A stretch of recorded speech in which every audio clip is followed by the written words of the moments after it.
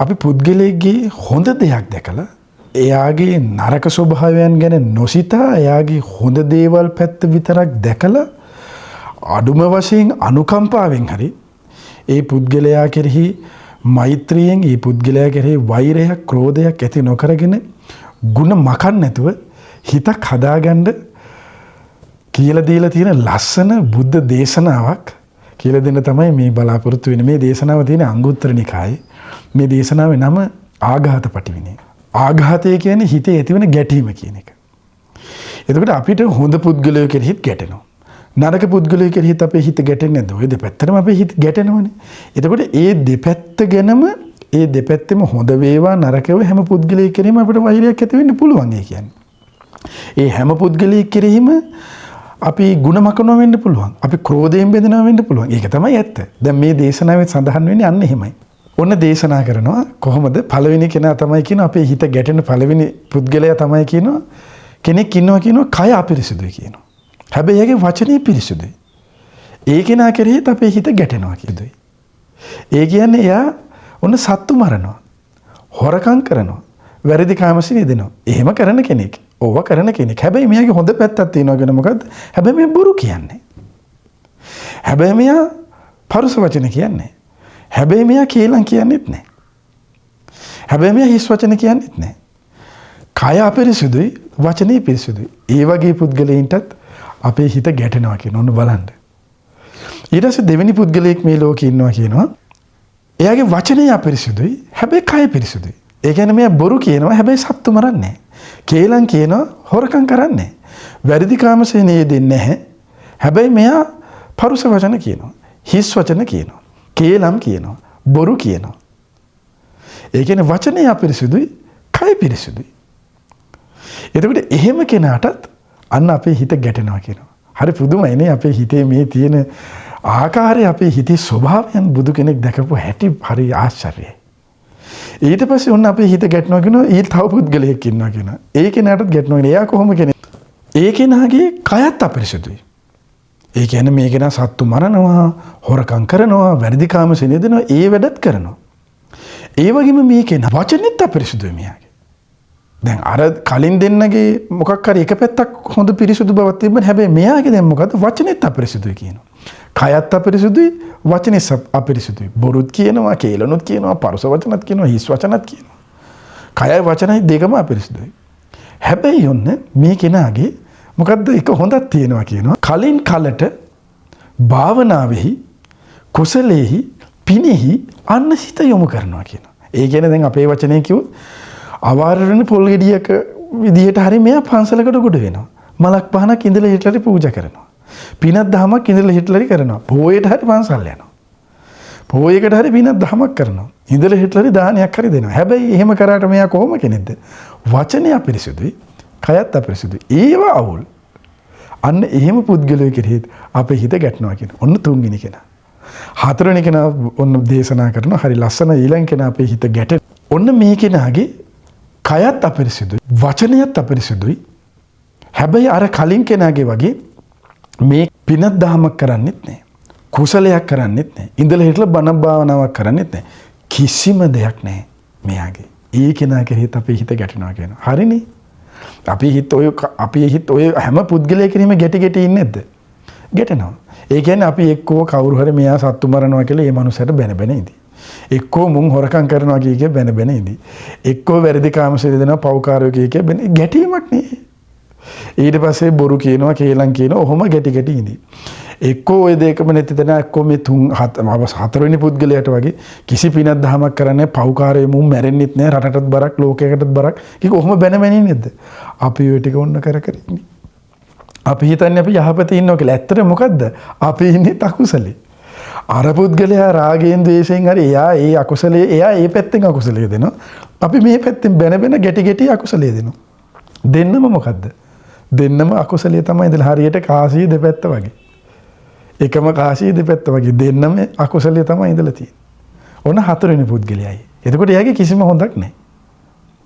ඒ අය කෙරෙහිත් ගැටෙනවා. පස්වෙනි කෙනා කියනවා ඔන්න කෙනෙක් ඉන්නවා මහණෙනි. එයාගේ කයත් පිරිසුදුයි. අන්න හොඳයි. සත්තු මරන්නේ, හොරකම් කරන්නේ, වැරදි කාමස දෙන්නේ හොඳ කෙනෙක්. වචනයත් පිරිසුදුයි. ඔක්කොම පිරිසුදුයි දැන්.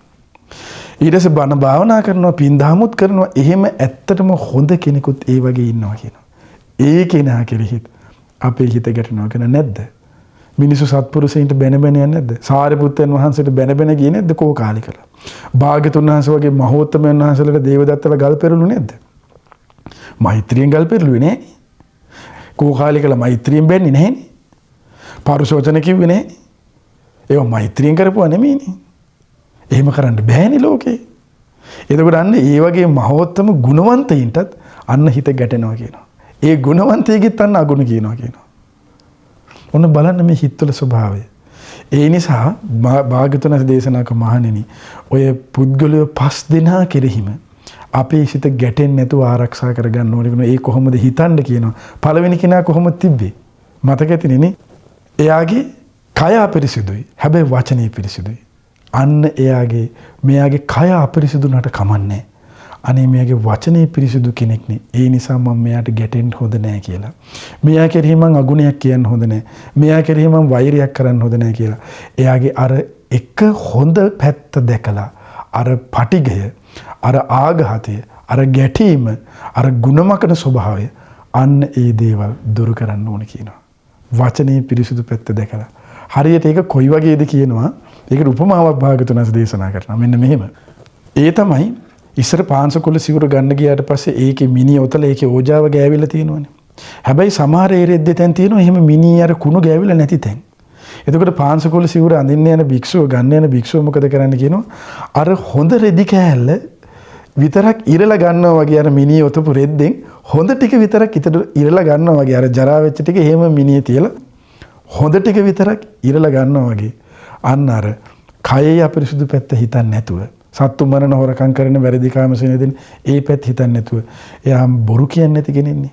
කේලම් හිස් වචන පරස වචන කියන්නේ නැති කෙනෙක්නේ. වචනේ පිරිසුදු පැත්ත හිතලා අන්න එයා කෙරෙහි තියෙන ගැටීම දුරු කරන්න කියන කොච්චර ලස්සනද මේ මෙහෙම හිතනවා නම් මේ ලෝකයක් කොච්චර ලස්සන වේද? මිනිස්සු කොච්චර සතුටෙන් සාමදානෙන් සැනසෙල්ල ඉඳීද? හිතන්නේ නැති එකනේ ප්‍රශ්නේ. ඒ නිසාමනේ මේ ගැටීම් අර්බුද ප්‍රශ්න කෝලහල ඔක්කොම එන්නේ. ඊට දෙවෙනි කෙනා කොහොමද භාග්‍යවතුන් වහන්සේ දේශනා කළේ මේක කොහොමද? දෙවෙනි කෙනාගේ වචනය අපිරිසුදුයි, කය පිරිසුදුයි. ඒ කියන්නේ ආ බොරු කියනවා, මහා පචකාරය කේලම් කියනවා, වැඳ කේලම් කියන කෙනෙක්. හිස් වචන කියනවා, පරුස වචන කියනවා. හැබැයි මෙයාගේ වචන කය පිරිසුදුයි. සත්තු මරන්නේ, හොරකම් කරන්නේ, වැරදි කාමස දෙන්නේ මේ පැත්ත හොඳයි. ඒ පැත්ත හිතලා අන්න එයාට තියෙන ගැටීම අන්න අයින් කරගන්න කියනවා හිතේ. ඒක හරියට කොයි වගේද කියනවා උපමාවකින් මෙන්න මෙහෙම. ගොඩාක් වතුර තිබහෙන් එන පුද්ගලයෙකුට හම්බෙනවා කියනවා පොකුණක්. හැබැයි මේ පොකුණේ වතුර හරි පිරිසිදුයි. හැබැයි පිරිසිදු නැට උඩින් වැහිලා තියෙනවා කියනවා දිය පෙඳ පාසි වලින්. අර වතුර පිපාසයෙන් ඉන්න පුද්ගලයාට මේ පොකුණට බහැලා අර පාසි දෙක මෙහෙම දෙපැත්තට අයින් කරාට පස්සේ අර ලස්සන වතුර පේන්න ගන්නවා. අන්න එයා අර ලස්සන වතුර ටික තමන් පිපාසයෙන් ඉන්න නිසා බොනවා කොහොමද? අර පාසි ටික අයින් කරලා. අර අද්දකින් අර තිබිච්ච දරාව අයින් කරලා පාසි ටික අයින් කරලා අර පිරිසිදු වතුර ටික බොනවා වගේ වචනේ අපිරිසිදු පුද්ගලයාගේ ඒ පැත්ත අයින් කරලා කයේ පිරිසිදු බව දැකලා අන්න හිත හදාගන්න කියන ගැටීම දුරු කරගන්න කියනවා. ඔන්න දෙවෙනි එක. ඔන්න හිතක් හදාගන්න මෙහෙම හිත හදාගන්නවා නම් අන්න ඒව තමයි සුපිරි හිත. ඊළඟට තුන්වෙනි කෙනා මතක තිනේ. එයාගේ කයත් අපිරිසිදුයි, වචනයත් අපිරිසිදුයි. ඒ කියන්නේ දෙපැත්තම ගන්න දෙයක් නැහැ. හැබැයි මේක නම් මොකද කරන්න කියන්නේ? කාලෙන් කාලට ඉඳලා හෙදට පිනක් දහමක් භාවනාවක් ගුණයක් දහමක් දානයක් මානයක් අන්න පුරුදු කරනවා කියනවා. එතකොට ඒ පුද්ගලයාගේ තියෙන ඒ පැත්තේ හොඳ මෙයා අනේ සත්තු මැරුවත් මේ මනුස්සය හොරකම් කරත් මෙයාගේ කට හොඳ නැති වුණත් අනේ මේ මනුස්සය ඉඳලා හිටලා දානයක් හරි දෙන කෙනෙක්නේ. ඔය ඉඳලා හිටලා මලක් පහනක් හරි පූජා කරන කෙනෙක්නේ. පිනක් දහමකට සම්මාදම් වෙන කෙනෙක් කියලා ඒ හොඳ පැත්ත හරි දැකලා හිතේ ගැටීම දුරු කරගන්න එක. ඒ කියන්නේ ගැටීම කියන එක ඒ තරම් ප්‍රබල අකුසලයක්. අපි කරන්නේ සමහර විට සාධාරණීකරණය කරනවානේ. සත්තු මරම නිසා ගැහුවට කමන්නේ, හොරකම් කරපු නිසා ගැහුවට කමන්නේ ඔය මිනිස්සයාට. අපි එහෙමනේ කරන්නේ. බුද්ධ දේශනා එහෙම නැහැ. සාධාරණීකරණයක් නැහැ. මේ ඒකයි හරි පුදුමයි කියන්නේ. ගුණයකින් යන්න තියෙන ගමනක්. එතකොට ඒ තියෙන එක ගුණේ හරි දැකලා අර ගැටීම කියන අකුසලයේ දුරු කරන්න කියනවා. ඒක හරියට කොයි වගේ ගොඩාක් වතුර දිබහෙන් එන පුද්ගලයෙකුට ඔන්න දැන් එයා වතුර හොයා හරි පිපාසෙන් එනවා. හැබැයි මෙයාට වතුර ටිකක් දකින්න හම් වෙනවා මොකේද? බොර වෙලා නැතුව පිරිසිදුව යන්තම් හොඳට මිදලා වතුර පොඩ්ඩක් දකින්න හම් වෙනවා හරියට කෝකෙකද ගොනෙක්ගේ අඩි සලකුණක. දැන් හරක් ගියාට පස්සේ අඩි සලකුණු දැකලා තියෙනවනේ අර හිටින. ඒ අඩි සලකුණක් ඇතුලේ මොනවද තියෙන්නේ? වතුර පිරීලා තියෙනවා. බොර වෙලත් නැහැ හැබැයි පිරිසිදු. දැන් කොහොම කෙනෙක්ද මේ දකින්න හම්බෙන්නේ? ගොඩාක් අධික පිපාසයෙන් ඉන කෙනෙකුට. එයා කොහොමද බොන්නේ කියලා අහනවා. ඒ වතුර ටික දන ගහගෙන හිමීට පාත් වෙලා අර වතුර බොර වෙන්න කැලැත් වෙන්න නැති වෙන්න දෙන්න බොර කරගන්නේ නැතුව හිමීට තමන් අර උරලා දිවෙන් බොනවා වගේ. අන්න අර කෙනාගේ අර කයත් අපිරිසුදු වචනයත් අපිරිසුදු කෙනාගේ අර හොඳ ටික කාලෙන් කාලට මෙයා අනේ පිනක් දහමක් කරනවානේ කියලා ඒ විදිහට හරි හිත හදාගන්න කියන අර ගැටීම. අර පිපාසයේ සංසිඳුගෙන යනවා වගේ අර හරකගේ කුරියේ තිබිච්ච වතුර ටික බීලා යනවා වගේ. ඒක බොහොම පහසුයි. ලේසියෙන් බොන්න බෑනේ. ඒක හරි අමාරුවෙන් හිමින් සීරුවෙන් බොන්න ඕන. අර පිපාස නිසා. අන්න බලන්න හිතක් හදාගන්න ක්‍රම බලන්න උපමාවලින් පවා කියලා දීලා තියෙන ආශ්චර්ය බලන්න ධර්මයේ. ඉතින් ඒක යෝන් හිත හදා ගන්නව නම් හදා ගන්න අයට තියෙන කරුණ ඉතින් පුද්ගලයෝ ඉතින් පුරුදු කරන්නේ නැති එක තමයි අද ඉතින් ලෝකේ තියෙන ඉතින් වෙනස්කම. පුරුදු කරනවා නම් මේන් ධර්මය. ඊළඟ කෙනා කොහොමද? හතරවෙනි කෙනා. ඒ තමයි එයාගේ කයත් අපිරිසුදුයි, වචනෙත් අපිරිසුදුයි. අර තුන්වෙනි කෙනා වගේ මෙලෝ පිනක් දහමක් කරන්නෙත් නෑ. ඒ කියන්නේ මෙලෝම රහක් නැති මිනිස්සෙක්. කිසිම දෙයක් ගන්න නෑ හොඳක්. ඒ කෙනා කෙරෙහිත් කොහොම ගැටීම් ඇති වෙනවනේ. දැන් අපි ওই වගේ පුද්ගලයෝ කෙරෙහි ගැටීම් ඇති වෙන හොඳයි කියලානේ අපි කියන්නේ. නෑ. බුද්ධ දේශනාව කියන්නේ නෑ. එහෙමත් බෑ. කොහොමත් ගැටීම කියන එක බෑ. ඒක හරියට කොයි වගේද මේ පුද්ගලයා තියෙන ගැටීම දුරු කරගන්න කියන්නේ මෙන්න මෙහෙම කියනවා. ඒ තමයි කියනවා හරියට කොයි වගේද? ඔන්න කෙනෙක් ඉන්නවා කියනවා දීර්ඝ මාර්ගයකට පිළිපන්. ඒ කියන්නේ ලොකු දුර ගමනක් යන්නේ ඉන්නේ. හැබැයි මෙයා කොහොම කෙනෙක්ද? ලෙඩෙක්. හැබැයි මෙයාට ලෙඩෙක් නිසා මෙයාට දුර ගමනක් යන්නත් තියෙනවා. යා ගන්නත් බෑ. මෙයාට උපස්ථායකයෙකුත් නැහැ. මෙයාට බෙහෙතුත් නැහැ කියනවා. කිසිම දෙයක් නැහැ කියනවා. හැබැයි නිරෝගී පුද්ගලයෙකුට මේ කෙනාව දකින්න හම්බ වෙනවා කියනවා. හැබැයි මේ නිරෝගී කෙනාට මේ කෙනාට දෙන්න දෙයක්වත් නැහැ.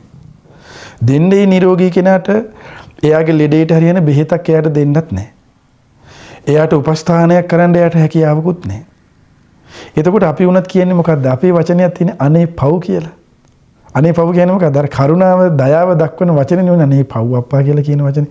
ආන් මේ විදිහට හිතන්න කියනවා අනේ කවදා හරි මේ මිනිසයාට හොඳ දොස්තර මහත්තයෙක් හම්බෙලා හොඳ බෙහෙත් ටිකක් හම්බෙලා අනේ මේ මිනිසයා සුවපත් වෙනවා කොච්චර හොඳද කියලා එහෙම අනුකම්පාවෙන් දකින්න කියනවා.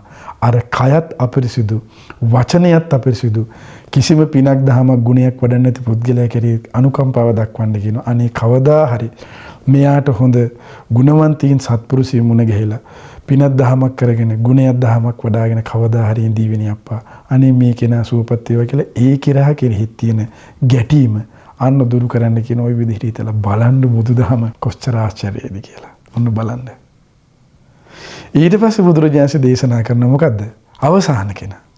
දැන් ඒ කෙනාගේ ඇත්තටම ඔක්කොම හොඳයිනේ. වචනයත් හොඳයි. කයත් පිරිසිදුයි. සියල්ලම හොඳයි. පින් දහම්, කුසල් දහම්, බණ භාවනා ආදී සියල්ලගේ මෙදෙන. ඒ කෙනා කෙරෙහි ගැටෙනවා කියනවා. ඒ මහෝත්තමයෝ කෙරෙහි ගැටෙන ගැටීම දුරු කරගන්න කියන මෙන්න මේ විදිහ හරි ලස්සනට උපමාවකින් කියනවා. කොහොමද? ඒ තමයි කියන බොහෝම වෙහෙසටපත් වෙලා පිපාසයෙන් දහඩියෙන් වැగిරිලා බොහොම තේට්ටුවෙන් ඉන්න මිනිස්සෙක් එනවා කියනවා. දැන් මෙයා බොහොම අමාරුවෙන් ඉන්නේ. හැබැයි එනකොට මෙයාට හම්බ වෙනවා ලස්සන පොකුණක්. නිල් පාටට වතුර තියෙන, සුදු වැලි තලාවල් තියෙන, හරි සෙවණ තියෙන හරි ලස්සන පොකුණක් හම්බ වෙනවා කියනවා. දැක්ක ගමන් මොකද කරන්නේ කියනවා? පිපාසයෙන් දාඩියෙන් වැగిරලා ඉන්න මිනිස්සයා අර පොකුණට පෙරලා හොඳට වතුර බීලා හොඳට නාලා අර ගස්සෙවෙනි හොඳට හාන්සියක් දාලා තමන් පහසුවෙන් ඉන්නවා වගේ තමන්ගේ පීඩාව දුරු කරගන්නවා වගේ අර ගුණවන්තයින් කෙරෙහි තියෙන ආඝාතයේ ගැටීම දුරු කරගන්න කියනවා. කොහොමද? හිතන්න කියනවා. තමන්ම හිතට ආයාසයෙන් ගන්න කියනවා. කල්පනාවක යෙදෙන්න කියනවා. අනේ මම මේ ගැටෙන්නේ ඇත්තටම වචනේ පිරිසිදු, කය පිරිසිදු බණ භාවනාවේ ගුණෙහි වැඩෙන ගුණෙහි යෙදෙන උතුමන් වහන්සේලානේ කෙරෙහි කියලා. ඒ වගේම තමන් ඒ විදිහට තමන් බලෙන් හිතලා අර ගුණවන්තයන් කෙරෙහි තියෙන අර මහෝත්තමයන් කෙරෙහි තියෙන අය කය පිරිසිදු වචනේ පිරිසිදු පින්දහම කුසල් දහම් වල යෙදෙන ඒ උතුමන් වහන්සේලා තියෙන ගැටීමත් අන්න දුරු කරන්න කියනවා අන්න අර විදිහට. ඉතින් බලන්න ඔන්න හිතනවා නම් පුරුදු වෙන්න. ඒ නිසා ඔබ අනිත් අයගේ අගුණ කවදාවත් කියන්න යන්න එපා. අනිත් අය කෙරෙහි ගැටෙන්න යන්න එපා. තමන්ගේ හිත ගැන තමන් අවධානයෙන් ඉන්න. මොකද තමා ධර්මයෙන් පිහිට ගන්නව ඇරෙන්න වෙන කිසි දෙයකින් තමාට පිහිටක් වෙන්නේ නැහැ. ඒ නිසා මේ කීප කරුණ හොත්තට තේරුම් ගන්න. ගැටීම කියන එක හිතෙන් දුරු කරගන්න ආසාවක් ඇති කරගන්න.